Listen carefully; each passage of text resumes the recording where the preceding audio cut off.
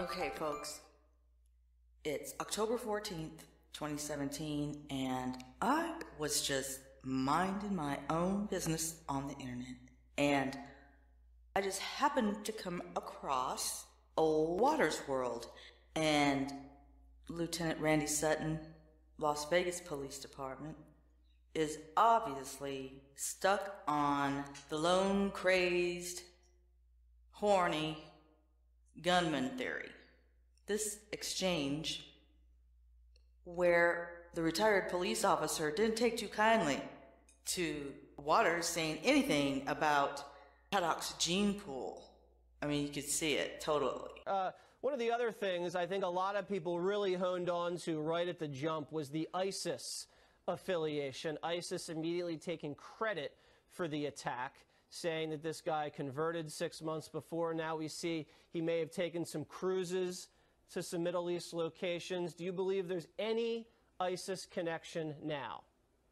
I don't think there's been anything that says that there's been an ISIS connection. ISIS they're a bunch of leeches. I mean, talk about people who are sucking up for PR. That's them. I mean, somebody could get killed in Oshkosh, and they're going to take credit for it. Okay. So I think it's a bunch of garbage. Okay, and the police are still doing the forensic investigation into the guy's computers. So we don't have that information yet. But so far, it does not look like they found any ISIS connection. One of the things that interests me, there has been talk about accomplices.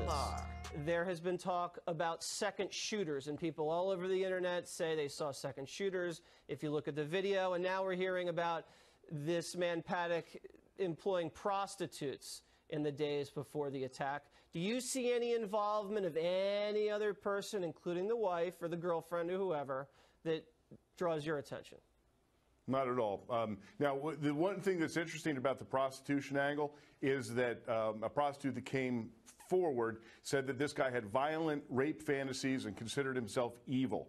I actually think that that may be more significant than is being held out to the public, because that does show a very odd personality kind of thing going on. So, but I do not think that there was any shooters. Personally, I've gotten some crazy messages and emails accusing me of being an accomplice for reporting on this. Yeah, this thing always happens whenever there's a big tragedy. People always look for conspiracy theories. I was also reading some reporting on the prostitution angle, too. Apparently, the guy had told one of the escorts that, his father was on the FBI's most wanted list and he had bad blood.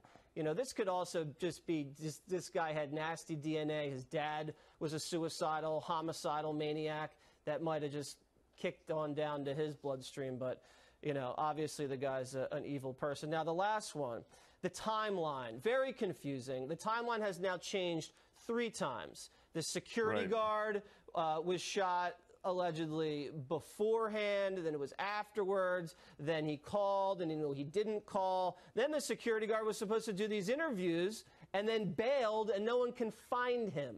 What's going on here?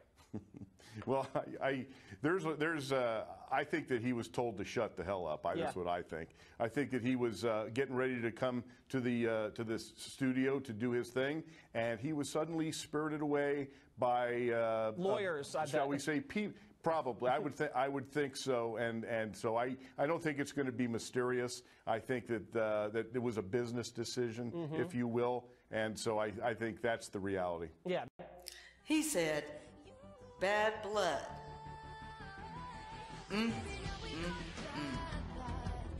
Let me know what y'all think.